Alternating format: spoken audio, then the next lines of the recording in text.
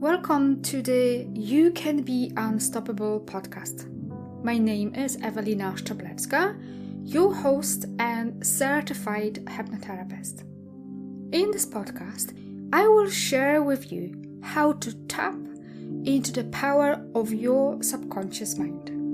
I intend to share with you how learning how to use the power of your subconscious mind can help you to create a successful and abundant life with ease, how to connect with yourself while fostering a healthy relationship with your body and mind. Tapping into the power of the subconscious mind will help you to learn how to manage your emotions, become more resilient and present in all of your relationships. Self-love and self-worth are the keys to the kingdom of success and abundance, to happy and healthy life on your terms. Morning, everyone, to another episode of You Can Be Unstoppable. And today's guest is Laura Belcher. I hope I said that right. Good. Correct me if I didn't. She's a business mentor, and I've got so many questions to you because as a fairly still a young business owner of my own business, I've got lots of questions. Good. Fire away. For you. Awesome. So Laura, as a business mentor, you speak about clarity, vision, finding your, what I call dharma, which is your inner calling. How important do you think that is when we own a business and in general in life, knowing what is our calling, knowing what we want from life? I think it is the most important thing that we have all missed. And I promise you this, guys, anyone that's listening that's got a business, I tell you because I learned the hard way. I built a company that wasn't, as we call, from purpose. And what I truly understood is that when we look around at the most successful businesses, they really do lead with purpose. Like Apple leads with like a very strong vision with purpose, and Nike are the same. Like there's a lot of forefront. And the reason why this is important is because when you strip away human beings, really, we will all want to be a part of something where we feel like we're contributing to something bigger than us. And I promise you this, guys, because if you're listening going, nah, I'd have just like some money, to be fair. Yeah. I just like that. I've been there. I was there my whole life and I'm still there. You know, like it's okay for us to ask the universe for money if you're a spiritual person or just want money. Like it's okay. It obviously does offer us freedom. But I'll quickly tell you a small example of why this might make more sense.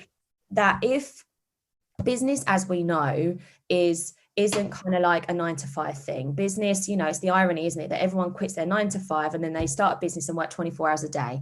That is the irony of business.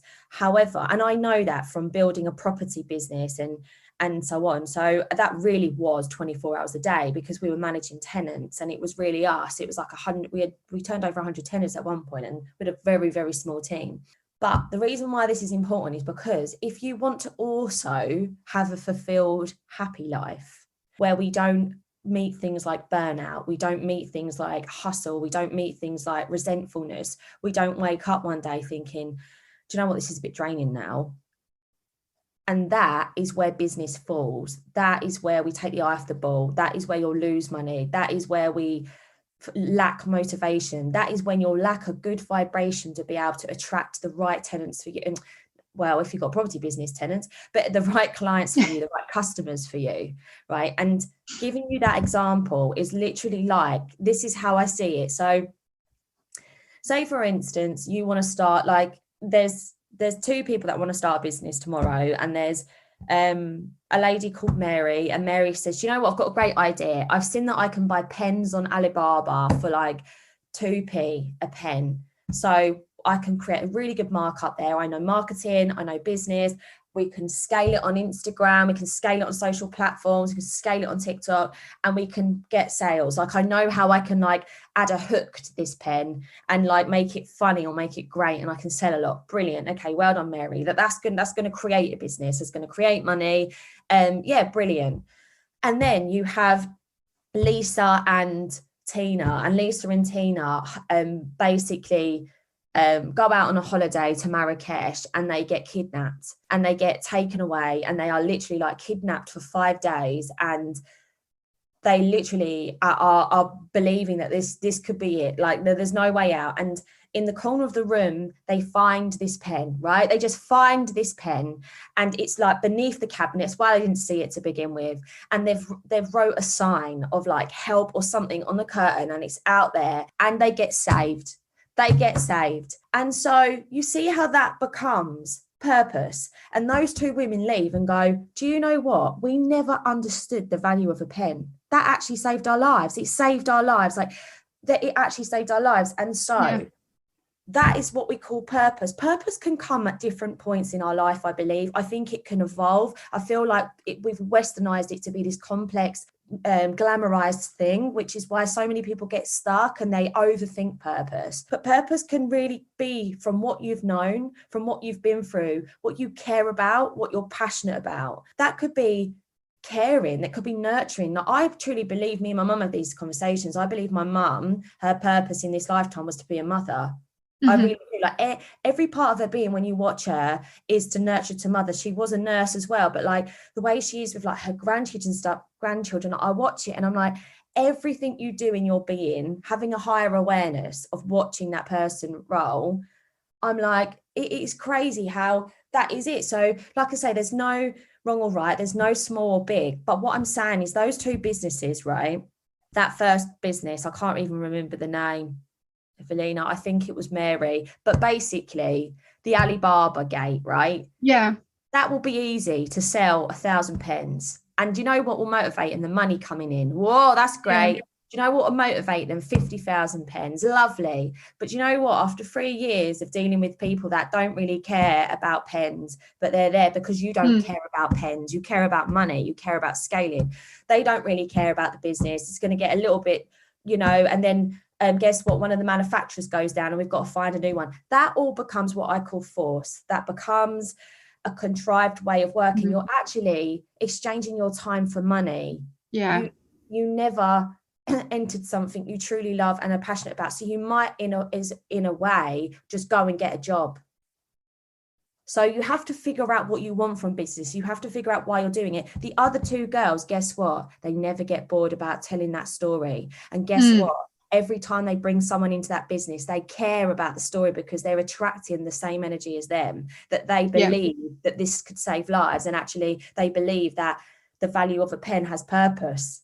Do you see what I mean? Guess what? They are the ones that go on big. They are the ones that keep striving. They are ones that have an infinite goal, infinite vision, and they can keep moving forward. And of course, business gets hard sometimes, and they'll have days when they're like, God, how do we manage this cash flow? Or how do we manage what's coming next? And we don't know about that. Who can we ask? But guess what? They will always go back into their heart energy and find the motivation to keep going. And I promise you, if you're looking for not just money, but happiness too, you need to pick that one. That's so important what you said. And I think, and I was there myself, when we search for something so desperately, that energy behind it is desperation, frustration. 100%. That's when we don't find what we're looking for. Yeah. Because we are so, the energy behind it. Fear. Yes. It's like, because you're just feeling like you're lost behind, or you feel like you're not getting what society believes is the most abundant thing, which could be money, it could be freedom, it could be status, it could be validation. And as you say, you're going to just be working for it for the wrong reasons. Yeah, and obviously the way society is that we do need money to live. Unfortunately, we all need money to feed ourselves. But if this is only the driving force, then we never really actually find the true purpose, because if it's not lighting us up, then is it really your true purpose?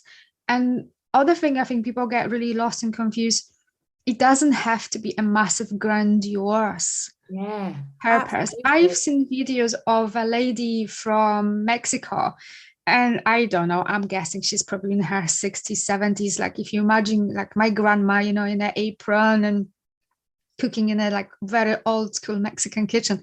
She had something like 5 million followers on Yeah, YouTube yeah, because she was doing what she was passionate yeah, about, which was absolutely. cooking. Yeah.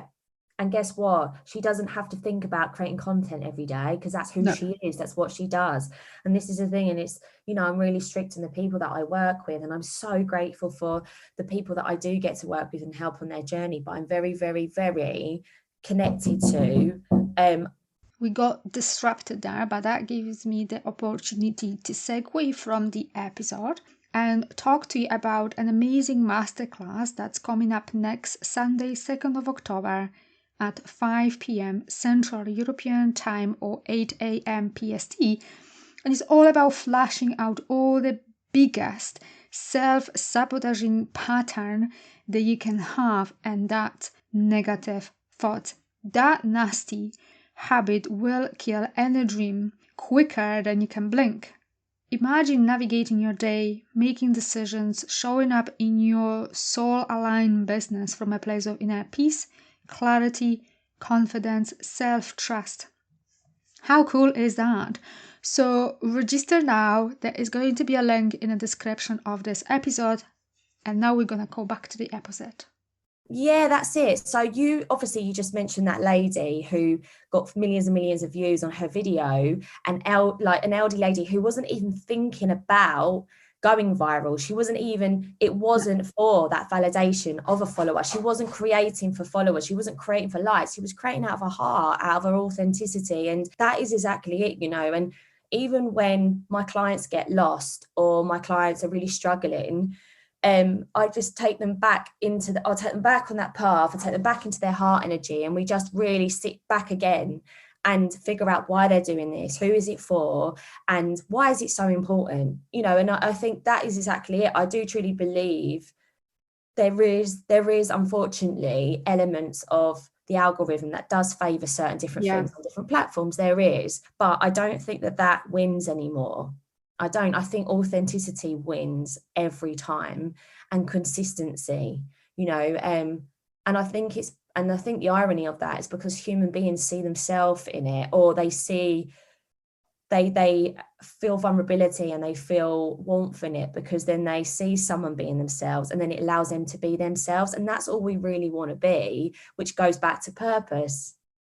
But that's where being really true, authentic self is really important, because you're going to attract your tribe, the people that really resonate with your energy and what you stand for. Because for the most part, most of us, we don't understand energy. We can feel it, we sense it. We probably not even consciously aware of it, but we just know that we like this person. We just know that we somehow drawn to this person for some reason. Yeah. Well, it's been suppressed, hasn't it? And this is the thing that, again, if you're not into different energies or whatever, like when we look at the bigger picture, that's what we would resonate with, and talk about the feminine and talk about the feminine rising, because femininity is softness, it is vulnerability, it is honesty and trust and surrender. And the thing is that we've built a world based on masculinity, which led at the time, and it probably saved lots of different things at the time and created lots of different things at the time, but it's led to a very toxic place, which is why I think I said this, Evelina, when we were together, I don't believe that it's a coincidence that the highest rate of death in the UK for middle-aged men is suicide. And I think it's because women have coded in a toxic way and in a masculine way to lead to be, but men, like, they have no idea on how to bring in femininity at times, like especially older generations, I believe, like they really don't know how to, and that's why it's sad. And actually, with that balance and the rising of us being our most authentic self and coming back to these places, I think it will do wonders for humanity. I think that's actually where we need to go. Absolutely, I agree, because that's something I really needed to learn, and I'm still very much on my journey, bringing that feminine side of me, because I really accepted that masculine way of being.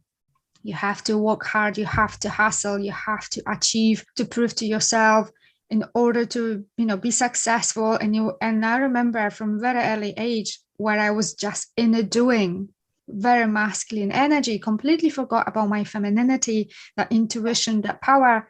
And now in the recent years where I'm slowly stepping into it and rediscovering my femininity, that feminine energy, intuition, that gut feeling, and listening to myself, I feel like I'm finally stepping into my authentic self, because I embody the both sides of me, because we all, men and women, have feminine and masculine energy. And I think it's not talked enough about, that actually men do have feminine energy in them as well. And some of us are more feminine, some masculine. That goes both for men and women. But what is true to you? And I think us as women, inherently, we've got amazing intuition. Yeah. We're just not using it, because we've been taught that it's all about living up here. And so many of us live from the neck up. Yeah. Forgetting that actually that heart energy, the intuition, that feminine energy is actually a very important part. Absolutely. Well, it's like survival, isn't it? Right. And it's like learned behavior. So when we look at the planet we were born into, everything at the top was masculine. And whether that was female or male in gender, it was masculine energy. So even when we look at, the first politician, the first prime minister in the UK that was female, she was fully masculine, toxic masculine. So she never was there leading with her feminine traits. And this is the thing. So you're absolutely right. And that's it. And then when we talk about the layering of like racism, or we talk about, the layering of classism, or the privileged systemic oppression ladder, at the top still is the white male. So and that's what it was led and built on. So it is, and they were leading it from a toxic masculine place. It was never, there was never any femininity in it. And as you say, I think this is where we've got stuck as well and lost, is that femininity and masculinity isn't gender based. No. It's human based. We actually all need a little bit of both. And as you say, it's what's true to you, but we do need that. Otherwise, we cannot cope, because we are humans. But it's very unhealthy if we talk about expressing emotions, because that's where that softness, feminine energy comes in. Because I think men sometimes don't think like they can fall apart, that they can express emotions, can have a moment of weakness. Absolutely. But this is what we've done. So as much as they hold those privileges, that's their detriment to them, which is really sad. And it's, it's why we need to all wake up and have more awareness, and we need to stop glamorizing this culture of hustling, and glamorizing this culture of, you need to work 12 hours a day in the 5 a.m. club. Like, all of that really kills my heart, because I just think, time is an illusion. Like, it's something that we've made up, which is cool and it's fine, even if you don't believe in that. But it really just is, the sun, goes up and the sun goes down, and we're led for this fast-paced, impatient culture, like, and it just makes me sad, because I do truly believe, and I believe this by watching people's businesses grow and being a part of their journey, building into 7-figure businesses, like having 7 years of business experience myself. The honor truly is in the process. It's not in the outcome. Yeah. And it's so hard to get your head around that, because we are so socialized to believe in the end goal. We're so socialized to keep, and that's why we rush. That's why we like running. But actually, you're running to something that there is no fanfare there. There's no like fulfillment injection there, where all of a sudden you gain more happiness or gain more fulfillment. It's brilliant, if it's a milestone that means a lot to you, but you're still going to be you you're still going to get up, you're going to brush your teeth in the same way, I promise you, it's so strange. And sometimes with more success becomes more pressure, and actually with more success becomes more, I think if you're not working on yourself and really bringing in that femininity of like thinking about what you want and all of those things, the more success you can get can highlight how you're really empty. Yeah. Because if you keep placing all the things that you think are going to make you fulfilled or happy on those things, like reaching a certain amount of money in your business, or getting an amount of contracts, or so on. When you do get those things and you realize it's not there, that's frightening, because you're like, shit, where does this come from now? How can I find this? Absolutely, because no amount of success and achievement, and as you said, it's lovely to achieve all those goals, because I can be goal driven. I've run half marathons and achieved mountains and stuff. It's like, yeah, brilliant, I got it. It's like amazing, that sense of achievement. But at the same time, happiness, the sense of fulfillment, the sense of I'm worthy and enough, it comes from inside of me, because no amount of achievement can fill that empty cup. If I have beliefs and stories, patterns in me that tell me, actually, I'm not good enough, I can achieve. And if I don't stop to celebrate that achievement and say, actually, I'm really good regardless whether I achieve that or not. It's brilliant that I did and I can celebrate it, but I'm inherently enough and worthy. And so many of us, I don't think we feel this, and we go as far as lying to ourselves. Yeah. We create coping mechanisms. We don't want to look at it. Yeah. We keep telling stories to ourselves, and we're in this vicious loop of frustration, disappointment, failures that perpetuate that loop even further, because if we fail, we're going to say, oh, I knew that I'm not enough. I knew that I can pull this off. What would you say to that? I just think I think you're really right. And I think that is why having moments with yourself and really thinking about why you're doing what you're doing is so important. Because you're right, I think we are socialized from a very young age in this Western world and even if you don't live in the Western world, we are in it, because we're so connected by social media and everything else. Everybody's like, they're idolizing it, they're trying to get up this ladder towards it, I just think if you're sitting in that too much, what happened to me is that you layer this armor up, you layer it up, and then what happens is that to really try and find the happiness and fulfillment, you've got to strip it all back again. So I would just say, if you really are feeling like we're resonating with you and you're listening to this and you feel that you do distract and you do feel that like you go for the short wins and you think, oh, I can't wait for the weekend, or it's fine because I've got this holiday I'm looking forward to, and all those things, all of that stuff's okay and great. But I would really I think the biggest lesson for this was COVID. So I stress test yourself and I'd go, okay, cool. If we shut all those doors, am I okay? I okay? Do I think can I take myself for dinner on my own and still feel like I can have a nice time? If that person lets me down, have I got an expectation that my happiness sits with them? Or do I believe that I could still have a nice, happy time? It might be a bit different, but I could still have a happy, nice time if I went to that thing on my own, because that was my shift. That's where I started to find myself, where I started to travel on my own and things like that. And I was like, oh my God, I actually am having a lovely time. I'm really having a lovely time. And then the next time I was like, I don't even want to invite anyone. And you know what? And not from a toxic place, because obviously that can be kind of toxic too if we're shutting everyone out as coping mechanisms. But, from a place of gratitude, that I'm so grateful for what the people I love in my life offer me and give me. But at the same time, it can't be it definitely can't be this thing where you allow yourself to walk through life giving away your power and just feeling like everything is on something else or somebody else. I just think that's just super, super dangerous. And again, this isn't easy work, guys, trust me. And it took me 3 decades to even look at myself around it, and I've always shown up as a confident, independent person. I still travel on my own, as in getting the buses and train and travel and stuff like that. I even flew on my own. I lived in a different country on my own, but I still wasn't fully alone.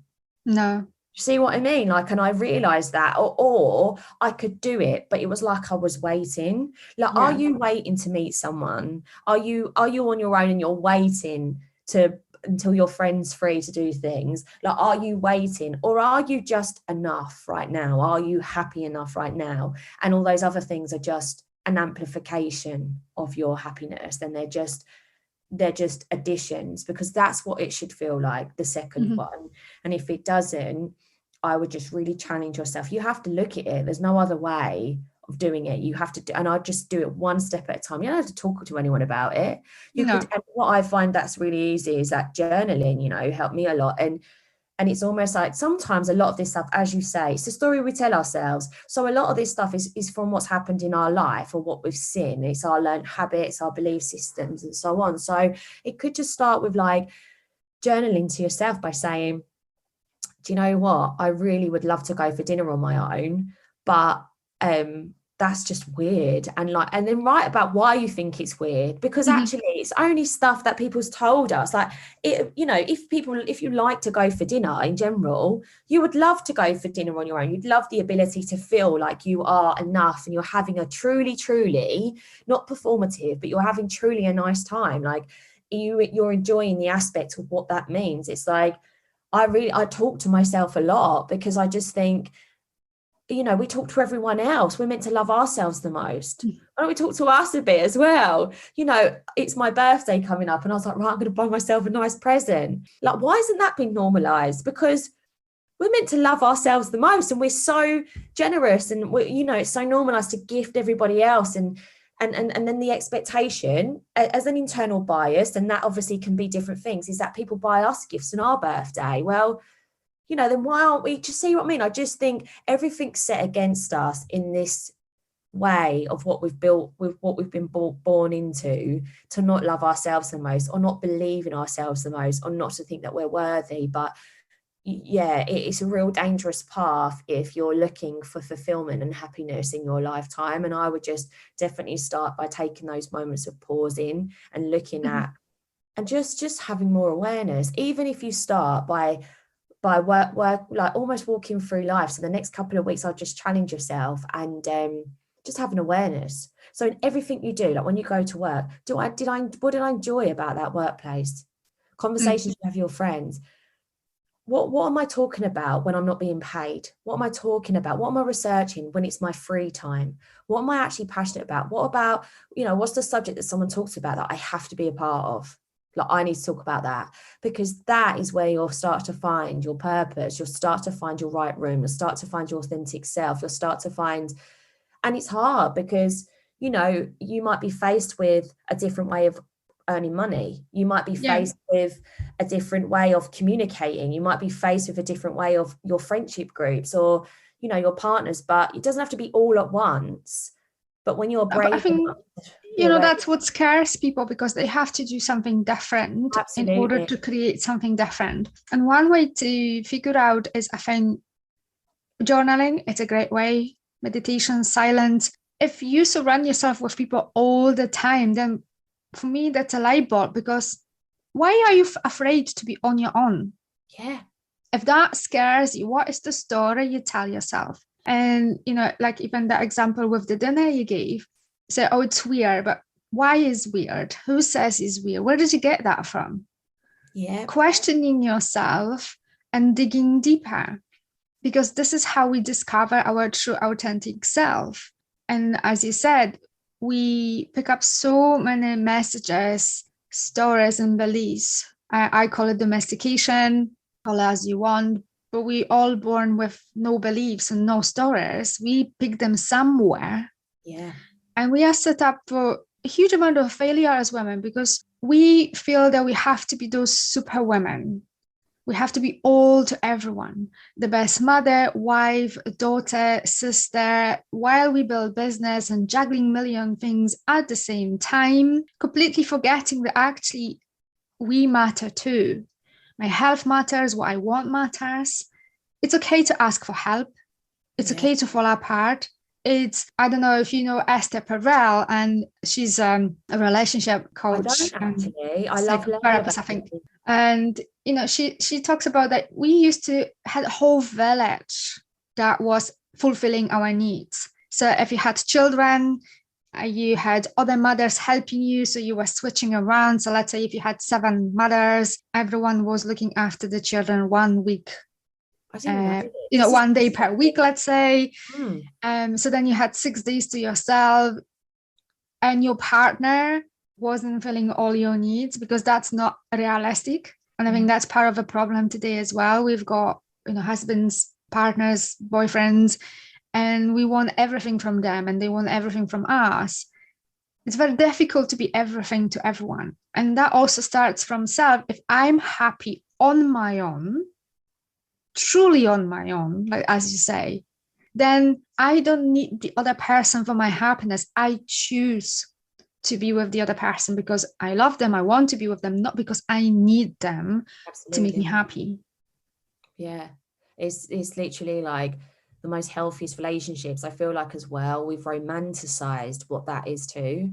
So I think that's where like I've really learned a lot in the last 10 years and watching my close friends around me too, is that we romanticize, especially when oxytocin plays a part. So it's like, you know, like the romantic rush and the excitement of that, it kind of like can really fool us. And I feel like once you felt it a few times, you get used to feeling it. So you're like, okay, cool, I know what this means. It's not that like this person is my forever and everything else goes away. This is oxytocin. I see it, I understand. Could be a mixture of other things in there too. You know, it's great. But as you say, it's actually like, the most authentic relationships are the ones where nobody needs anything from anybody. You're just really grateful for one another, and it's an amplification. So it's not an expectation, you know, like otherwise, as soon as you do that, it just becomes very toxic. I think it can become very toxic. I don't think that that is what a healthy relationship is. But as you say, you know, we want for these things and all of this stuff. It's really interesting though, talking about the village. That's really interesting. I wonder if that was like more of a cultural thing, or if that was really just the way that women were hundreds of years ago. I think in the past it was more of the way we lived, it was more of a community-based living, because I think now we live, especially in the bigger cities like you are in London, in those big block of flats or neighbors, and we don't even know who our neighbor is. The way I grew up, everyone knew about everyone, and you could easily go to your neighbor and ask for a cup of sugar or eggs or everything, or ask your neighbor to look after your children. But I grew up in a different reality altogether, being Polish and being born still where Poland was very much a part of a communist system and a Soviet Union. But that's how we used to live. And if you look even further back, communities were set up around women. Women were the ones that were in charge. Yeah. We are part of the universe. We are energy, and you know, moon affects us and the way our cycle works and everything. And we live in such a neck up society where it's all about logic, and we completely dismiss the fact that we are all connected energetically. Yeah, absolutely. We're energetic beings. Yeah.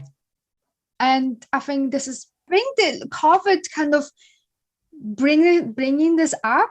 I think people reevaluate how they lived and what's important. Yeah. Well, all the distractions. They don't want to be communicating. You know, yeah, like, they don't want to be communicating 2 hours one way and then back, and then basically never see the kids. Yeah. Because they can work from home, see them in the morning, you know, let them go to school and be there when they back, and they can work in the middle and they can be as productive, if not more productive. And because I think at the end of the day, you know, on a deathbed, I think there was a study done some time ago when they said, you know, where people were saying, what they were regretting. No one said I wanted to work more and make more money. They were like, I wanted to spend more time with my family, with my kids. I wanted to see them growing up. Funny, you know, I was listening to a podcast a while back and I heard they interviewed a lady on this kind of topic around, she used to do a lot of the, I forgot what they call it, when it's like end of life care, basically. She spoke to a lot of people, obviously, in that state. And she basically said that the majority of the answers that she got was people just feeling regretful that they didn't live their life for themselves. Yeah. So it wasn't authentic. It was for everything else. It was for everybody else. So in terms of like, you know, with that mentality and stuff, in terms of like, when we think about the community base and now we are in a place where women have to show up as like superhumans, if, it's interesting because I always feel like, how can we change this to make it better? And how can we bring more awareness to men? Without kind of like, because it's like, I feel like for a long time, a lot of women don't say anything because it's almost like, we feel like we're complaining, or we feel like we're going to be gaslit, so our reality will be warped slightly. So it's like, how can we make change around this? Like, how can women remove the imposter syndrome more? Like, how can we bring more awareness to men so they know what it's like to feel, or just to have more awareness and understanding of what that's like, you know? I think it takes courage to be really true to yourself, because you cannot force anyone to change. It doesn't work like that. It all starts from self. And people, whether it's called mirroring as well, people automatically mirror your behavior. And if you show up the way you want others to show up, and if your husband or partner doesn't reciprocate that, then the bigger question is this relationship for you? Yeah. Because you can moan and complain and you know, keep asking like, why are you not doing this? But this is not the way to go, because he's probably going to just not do it, and the relationship is just going to go and drift further apart. But if you are honest, how do you want this relationship to be, and show up your full 100% the way you want it to be, and if he then reciprocate and asks, and you have communication, and she shows up, awesome. But if he doesn't, and that goes to work as well, if you show up the way you want to be treated in a workplace, and if the workplace is toxic and doesn't work, so then the bigger question is like, if this for me, or shall I look for another job? And that's where the tricky part comes in, because you have to deal with the consequences, because that may mean you might need to leave that relationship or that job, and that obviously comes with, you know, we all know what that comes with. Absolutely. So I think it takes a lot of courage. Yeah, I think you're absolutely right. But how can we like stop those? How can we kind of like how can we become together more as humans to understand one another a bit better? Do you see what I mean? So it's like, I think you're absolutely right. I feel like on our side, it's learning, it's the courage card more so. And I think having awareness of all of the things that we've been told in our stories to believe is our story, that isn't true, that's limiting us. But it's like, how do we get to the top of the systemic chain? How do we get to the white man? How do we get to the director, the CEO? That, do you see what I mean? Like, how do we get there for them to have an awareness of what it's like to not be as privileged as them? Well, I guess the one thing we can do is obviously speak up, like we do right now. The problem is if they don't want to listen, because some people are blissfully unaware and they want to stay there. That's privilege. And there's very little we can do about that, because you cannot force anyone to see your perspective. They need to be open to see someone else's point of view. And everyone's got their idea and model of reality.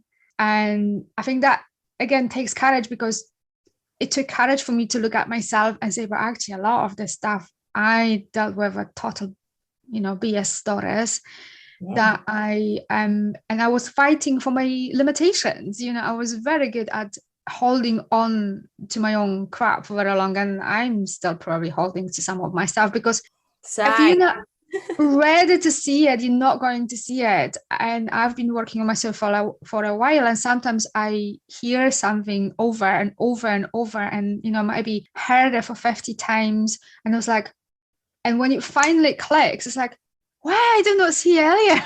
It's like, it's so obvious now. Evelina, you said there, like what you just said, that was brilliant when you said, you won't see it if you're not ready to see it. And it's so true, isn't it? Because sometimes, again, you have to, I think this is a game of growth too, is you have to understand that people can't come along the journey with you. That's really difficult. So it's like, you might step into these things yourself, and then you might start doing this. But the more I meditate and the more I do find the answers myself, even when they're not the ones you want to like hear, or you're like, oh, that's interesting. Oh, you feel envy around that, or jealousy around that. That's a weird one, Laura, but it's okay. We'll unpack it and deal with it. And it's interesting because I feel like the energy exchange, or friends change, or like relationships can adjust or change because the way you communicate changes. Do you see what I mean? So that's another thing too, as you say, like we're only ready to see stuff when we are ready to see stuff. But I don't think you should ever be frightened of going into that more and then trying to maneuver your life around that and with you for safety. I think it's like, again, finding the tribe, isn't it? I think you'll be shocked at how much, when you dive into the things you're interested about, or if you are on the edge and you do want to do more of this stuff and learn more about yourself and just be happier, have a calmer life, be less anxious. If you want those things, be brave enough to like, you know, dig deep and like look into different things of doing that, like meditation, as you say, breath work, yoga. Like I never believed yoga would help me like that. I did yoga when I was younger. I never saw it like that. And even meditation stuff. And I feel like, again, it's kind of, it feels like a little bit like that world is a bit hippie and stuff, but it's not. I just actually think it's part of being a human. As you say, even if it's just being silent with yourself, just be silent for 10 minutes. Can you do that? I think, you know what it is?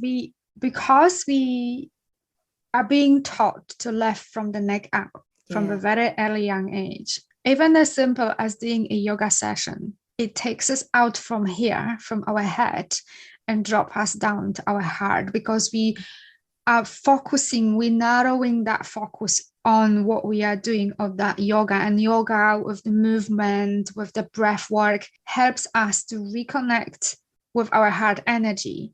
And I think that's what's so powerful about it, because that's almost a form of hypnosis, because you are focusing on something. It's a narrow focus. And with movement and breath work, yoga's got that power of helping you to reconnect with yourself. So you're not thinking about your to-do list, and you're not thinking about your kids and your business and the things that you need to do. You are present and aware in a moment. And I think that's what's missing in our head, doesn't it? Yeah, it takes us out of our head. And I think that's what's missing in today's society, because we are taught from a very early age to be up in our heads. And as business owners, that's where that feminine energy is missing, because, okay, what logically makes sense, but your gut feeling, your heart is like, I don't know about that. And you're like, no, this makes sense. I'm going to do it. And inside you just feel like, no, I don't think so. And you dismiss this because you've been taught to be successful and driven and go after the next thing. You know, there's another really good example that has come to me in business that literally backs up exactly what you said there, and why it is lacking, and why success comes when we can listen to that moral compass, that intuition. Because one of my somebody I worked very close with a couple of years ago, they had a big following on social media, but they wanted to build a clothing range. And at the time that they knew their purpose was that they wanted to build it in such a way. It wasn't so much their purpose, I don't think, but their mission within their purpose and why they were creating it. So their why within what they were doing and why they were creating clothing was to mimic what they loved, is you know, and it wasn't about selling. So basically their dream was to have it in a retailer called Selfridges, which is a big, like probably our biggest department store other than Harrods in the UK. It's very well known sometimes around the world and stuff. But basically and we were literally this is a true story, it's 2018, and we was on like a curb talking about this idea. And anyway, two very young girls, but very strong belief systems. And that's what I see in them. And that's what I see in the people that take the vision and they don't get short-sighted. They don't go for the short wins. Now, along that way was tough at times and everything else, but they were offered so much money by other small fashion brands to do this on their behalf. So many. But they said to them, and all of these men and all of these successful, experienced business people said to these two young girls, no, it's not going to work because your audience is too young. They will not pay 3 figures for clothing. Yeah. They will not pay it. And they said, we do not care because we don't believe in that. We believe in this. This is what we want to create. This is what we believe in. And we know that if we do the short win and we take all of your money, we won't get to Selfridges. And they had the ability at that age. They were very young at the time. I'm thinking, I reckon like 19, 22, the two of them, or like 21, 22, around that, because I've known them for a few years and worked with them in enough with different things. But basically, and guess what? They got to Selfridges 2 years later. I think they've done it quicker than that. I think it was 1.5 years. And that's why the beliefs are so important. What you tell yourself, what you believe. Because the intuition in them, they knew at that point. But if we'd gone into left-hand brain, if we'd gone up into our head, we would have gone, money, yeah, lovely, let's use someone else's. yeah, actually, they're right. If we look at the statistics, if we go into strategy, if we look at our following, they are really young. This isn't going to work. They're not going to have that money. No. And that's where looking at yourself is so important, because if something doesn't work in your life or is something that you don't have, it's like, okay, can I examine my beliefs and the stories that I'm telling myself about this? Is there something there that I can unpack? Yeah, absolutely. Like, am I actually looking for validation here? Am I looking for validation? Am I looking for a short win? Am I looking to, am I looking for that a round of applause for to my parents because I feel like maybe they never, because, is it that the success I want to give to myself because I want to give back to them? Is that what I'm putting so much pressure on this around, or is a success because that's the only time when I've been acknowledged and seen by my parents when I was young, and now I validate success with being worthy and enough. Exactly. But that takes some unpacking and asking questions. It does. That's a journey. It is a journey. Oh, absolutely. I'm still unpacking stuff. People. It's because it's a layer. It's like an onion. We've been layered and layered beliefs on top of beliefs. So it takes a bit of time to unpack it. Moving on, changing direction a bit. What are your top 3 tips to stop overthinking? Because I think that is a big one for a lot of us. Well, first of all, I would say we need to acknowledge what overthinking is. I think it's when we come too far away from ourselves. So the first thing, when I find myself overthinking, because we all do, even when, we've got our purpose and we've got our vision and we've got our mission, normally overthinking comes from when we're not grounded. So it's basically, it could be that we've watched too much social media and we're thinking, that's a good idea. Actually, maybe I'll try that next. Or we're thinking, oh my God, I know that person and they've just put their money there and that worked. Oh my God, that's a great idea. Maybe I should do that. I know I was thinking about doing this, but maybe I should do it because this one isn't working so much. Or it's that feeling of overthinking normally comes into play when we're too much in our head, we're not in our heart. So I personally think in those moments, you need to get really quiet. When you're overthinking something, you need to pause and you need to get really quiet. So that's either with literally physically, so quiet as in don't like literally put that project down for 1 second. It might be like just a day, it might be an hour, it might be a week, you just need time. You need to take your power back. Overthinking is when we've given our head too much chaos. We need to find the calmness and trust in the process more. So that's the femininity that needs to come in. So the first thing I would do is really honestly, like pause, even if as well we're overthinking a situation with a friend, with a relationship, just pause. You need some time. Like, you really do need some time. Pause whatever it is, put the project down, put that down, and you need to come back to your drawing board, and you need to come back to yourself truly. You need to detach from the how, you need to detach from the outcome, you need to detach from what you're placing on that project or you're placing on that person, and get really quiet. So pause, and then once you've had a little bit of time and you feel ready to go back to it and you don't feel chaotic around it, then I would honestly come back to yourself and write down. So if it was a relationship, I would then come back down to myself and go, as opposed to writing about that person or what's happened, I'd say, what do I believe in? What's important to me? What are my flexible boundaries and what are my boundaries? What are my beliefs, my morals? And then you have to be really brave around what you're overthinking.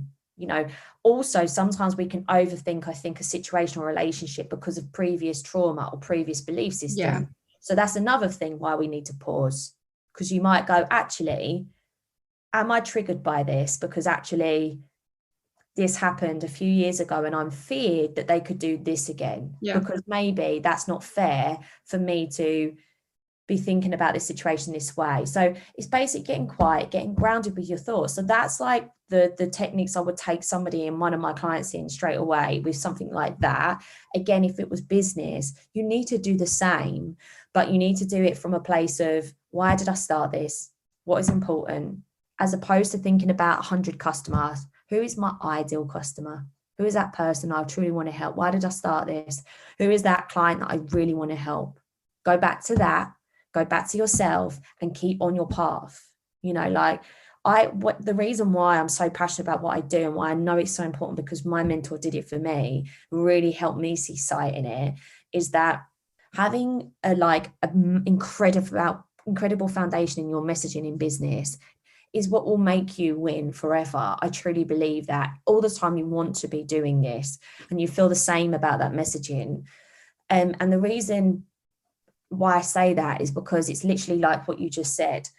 It's literally, if we saw it in an analogy, if you built a house, right? So everyone can build a house, say, which is like building a business. And then what normally happens is they come to me and they want to build it bigger, or they want to build fancy extensions, or they want to build lovely interior. And I'm like, okay, cool. Let me look at your foundations first. Can it hold it? Because I don't think it can, because I can see how much you're overthinking. I can see how much you're going in and out of doubt and fear every day. I can see when you're on your wins, you're at a 10. And then when you're having a day and you're panicking about sales that month, you're going down into a 2. I want to stabilize you. The way I stabilize you is by giving you a foundation. And that is what I don't think we've been taught enough. That is what we don't understand enough in business. And that is because we're socialized to want more, and keep accelerating. But you will crack the foundations, the walls will crack, the house will fall at some point if you've not built an incredible foundation. And that is where then I will start accelerating with you. And guess what? You'll feel calmness in it, and you'll feel stability in it, and you'll know where we're going. And the way we create strategy is by we look at and we work into the heart exactly what we're going for, why we're going there, what does that look like? And then we create method backwards. Whereas everybody wants strategy first. They want something to understand to go forward in. That was a great advice. Yeah, I totally agree with this, because if we don't have strong foundations, then the house will fall down. And when we're calm and present and really in a moment, things are much easier.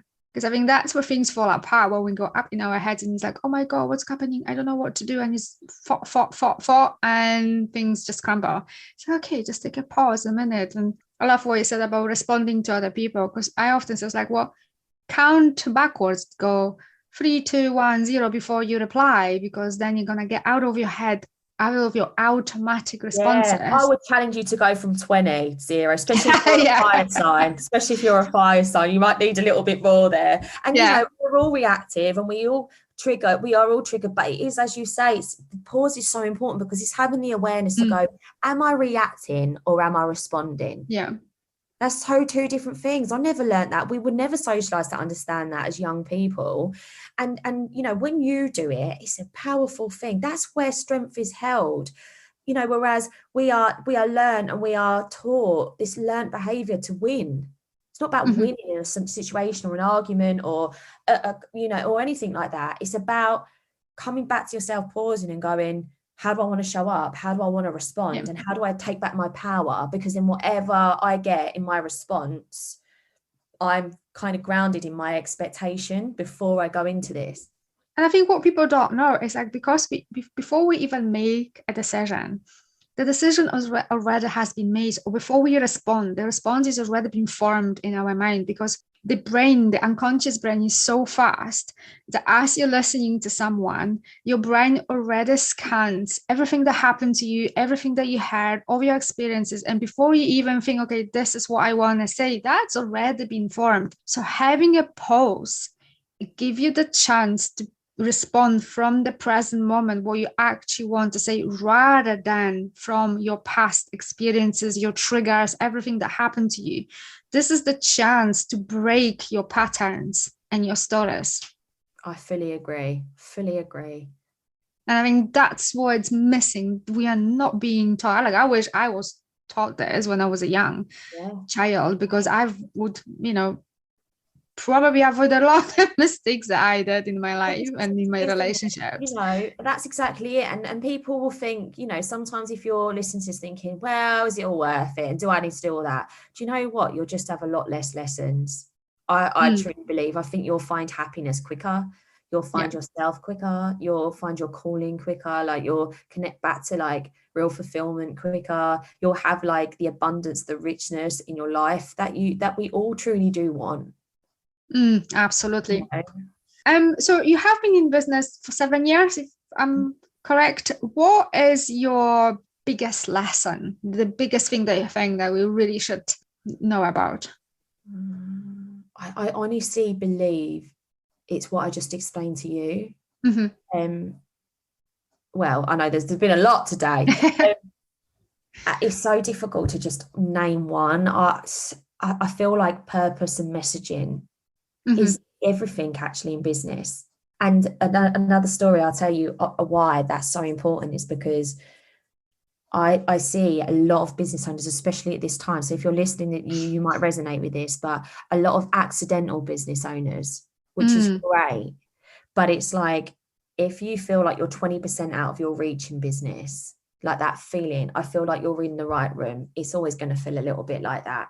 But I feel like if you feel like you're 70% of times and you're literally drowning, you're just surviving, that's where your foundations aren't built. And that's where we need to like do some work, and you need some journey around that, because I just remember doing it myself. And it's like, and I know from so much experience of so many businesses around me too, Mm. like I'm really grateful that I've had the pleasure of building a lot of other businesses as well and seeing them successfully rise and how that looks and stuff. And yeah, business just isn't what you think it's going to be. It isn't just this acceleration. It really like moves up and comes down and moves up and comes down. And that's sometimes a journey you're always meant to go on. But I truly believe if you're looking for longevity success in business and calmness and fulfillment and not feeling like resentful that you need to show up one day and not attracting a team that you don't believe in or don't believe in what you're doing, you need to go for the purpose stuff. You need to go for what you care about, what you're passionate about. Even if, guys, right, you're thinking, well, is there a lot of money in it? I promise you, money is everywhere. Money is an energy. Money will come when you go with that. Yeah. That's actually the most easiest way, I truly believe, to attract money consistently. Also, when you Hmm. work from purpose, when you work from passion, and when you know where you're going. That's so important. And that's the messaging part. Yeah, absolutely. Because I think that money is energy, and we're not being taught that at school. We've got so many stories about money and how to make money and wealthy people and so on. I mean, that's a whole another conversation about that. Yeah. The social messaging about money. Just to at the end, just to finish, I've got one final question for you. What would be your top 3 things to become unstoppable, to be really true to yourself, that reclaim that personal power that we talk about and really be true to yourself? Listen to yourself as much as you can. No one will truly know what is best for you other than yourself. Mm-hmm. And that's not to shut your ears down, because I have an incredible team around me that amplify me. But I always, if I feel that I'm leaning on them too much, or I feel like there's an attachment too much, I withdraw, because I Mm-hmm. need to come back to myself. You will always know what's right for you the most. That's so important, because you will never be able to work or sell someone else's dream like you will sell your own. Yeah. So you have to make decisions for you finally, even if you think it could be risky, even if it's more safer, always come back to you. That's one thing. 2 is like, challenge everything. Mm. Challenge everything. I used to challenge everything as a child, and everyone like gaslit me. Everyone like wanted to push me down and be like, no, Laura, that's not the way that life is. I'd be like, why? Why can't it be? Why can't on a Tuesday I just like go and get the train to Brussels? Why? And obviously, I know that limitation is there's an energy money there, but Mm-hmm. challenge yourself to say, I know that I'm supported. I know that if this money cut goes out, it's going to come back in. I don't know how yet, but I challenge everything. Mm-hmm. That I would say, really challenge yourself. If you're on the cusp of doing something that you think about a lot. I always say it's like the wine stress test for me. It was when I used to have like a glass of wine and I'd think, I'd love to be doing that, or I wish I was doing that. I feel like Mm. that's when the inhibitions, if for anybody that just drink alcohol, it could come from a different space for you. Yeah. That's where it almost like highlights what you truly love or truly want, or and listen to that. You'll get where you need to get to quicker. And just enjoy the process. Third one, enjoy the process. Being limitless is a game of taking risks and and challenging yourself and listening to yourself. So you have to enjoy the process. You have to get used to finding happiness in the present. It's nowhere else. So how can I give you that by just saying that is gratitude. Gratitude is a practice. But even on your darkest days, when you practice gratitude every day, really, in whatever way it is, you haven't got to buy a journal, you haven't got to do these things, but whatever it is, make sure you do it. You could just be walking. It could be a routine you get, like on the way to the bus or in your shower in the morning. What am I grateful for today? That I've got legs to be in the shower. What am I grateful for today? That I'm, like some days it's that I've just made 20 grand today, and that's beautiful, and that's okay as well, because that offers me a vehicle to do more in my business, to work more towards my vision, my purpose, and have lovely things. We're allowed all of this stuff. But as I say, on the days when it feels tough, gratitude is incredible, because if you're still breathing, there is something to be grateful for. When we are grateful, even in the darkest of hours, or when we are not quite there yet, there's always something that you've got someone else doesn't have. You can say, I'm grateful for my heart, for my lungs, for my eyes. Someone might not see and be blind. And, there's always something that you can be grateful for. Yeah. And that's probably the easiest is to go, it's like, okay, I'm grateful that my body is functioning and is supporting me, that I can walk, that I can see, that I can breathe, I have food on the table. That's more than a lot of people. It's so true, and I think this is the thing. And again, it's all part of this fast-paced, constant need for more, or like lots and lots. But happiness isn't anywhere else other than in the present moment.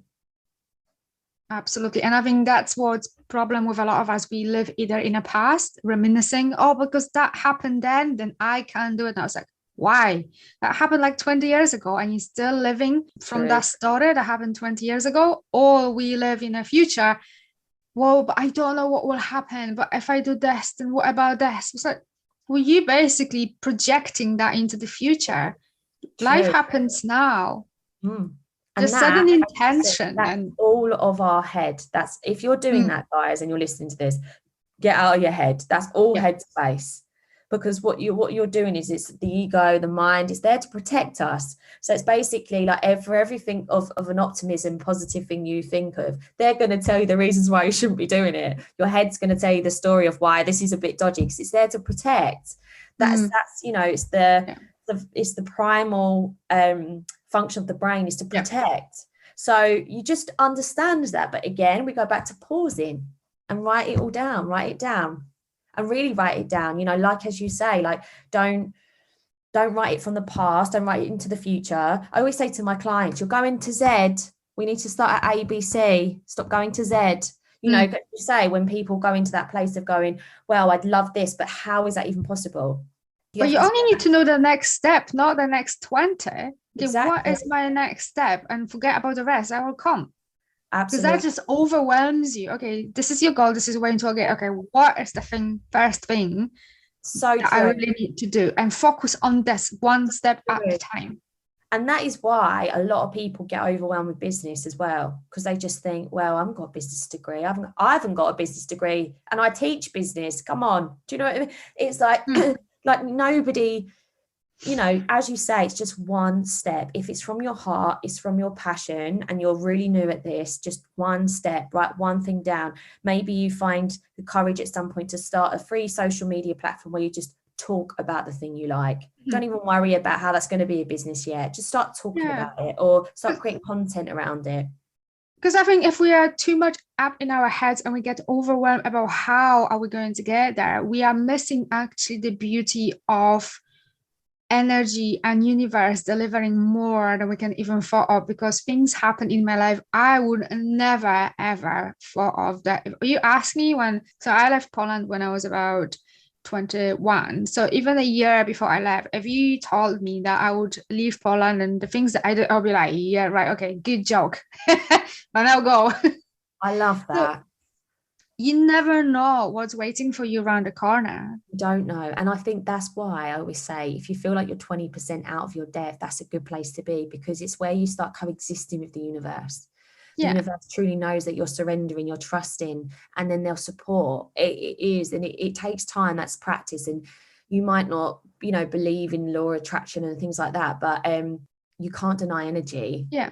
But We are when it. we're too much in our head, we cutting that magic, because I knew that I'm going to leave Poland and travel. How that was like beyond even my imagination, because I was in a place when that was just literally, as far as I was concerned, minus 100% possible. But I knew I will. And it came from a place I would never, ever have guessed it would. And I'm still like kind of blown. I love that. But I knew that I'm going to leave, but how, I was beyond me. I just knew that will happen. And I was in a place like at the bottom of the bottom of the barrel, scraping. So everything is possible. Evelina, honestly, that you should share that story more and more and more, because that's really like powerful, and it is so true. It's so, so true. And, you know, like some of my clients, well, one of my clients wrote me a testimonial once, said that I was a white witch. And I was like, I'm not, I'm just teaching you the universe. But like when they truly believed and stepped into that, and she done the same. And she was like, I've lived in the same place for 10 years and never, ever had anyone connected to me in what I love and I'm passionate about. And since you've made me do these small steps and trust and believe and go for it, I've had all these people around me. She's like, I just can't get my head around it. But that truly is what it is. But you have to, you're not going to find it in a comfort zone. You're not going to find it in the safety zone. You have to, you know, I often think that too. It's funny, like people like to believe in the universe when it's going in their favor. And when it isn't, they're like, oh gosh. You know, the journey is not easy, because along the journey I encountered hardship and difficult situations and pain. But setting an intention is so powerful. And I didn't even know what I was doing back then, but I set an intention and left it to the universe to deliver. That's amazing. And that's so true. That's exactly it. That's exactly that sweet point, isn't it, of true belief. And try small, like even with a parking space, just like, okay, my intention is to have a parking spot exactly where I want, right outside that shop, and just leave it. Yeah.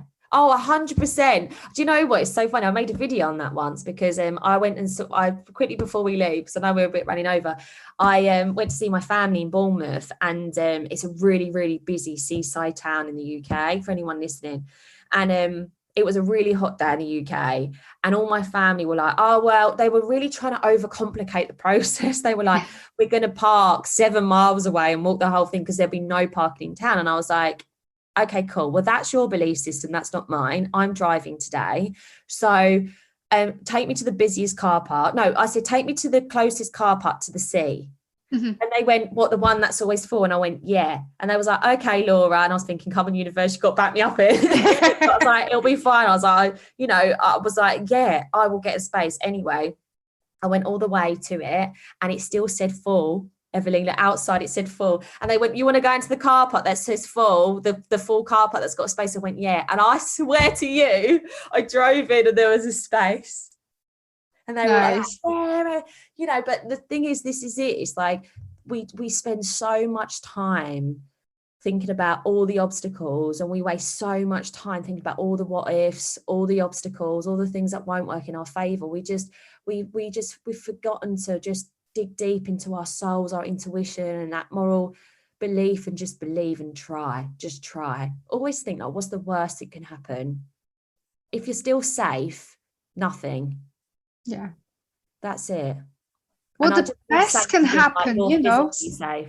Set an intentions like, what is the best that can happen to me? Yeah. Anyway, but I can talk to you, but we ran over. It was really truly pleasure talking to you, Laura. Oh, you too. Yeah. Thank you for having me. Fantastic conversation, and I hope everyone else that is going to listen to this episode is going to take a lot of gems out of here, because I think there is a lot of really important truth gems, truth bombs in this episode, and I see everyone next week. Thank you for listening. If you found value in this podcast, I would like to ask you to leave a positive review explaining how this episode helped you to improve your life. I ask you to do this because this will help other people to improve their lives as well. Share and spread the love all around you. raise your vibrations to improve your life. If you would like more transformational content like this, connect with me on Instagram. You can find a link in the description of this podcast, and I'll see you over in the next episode.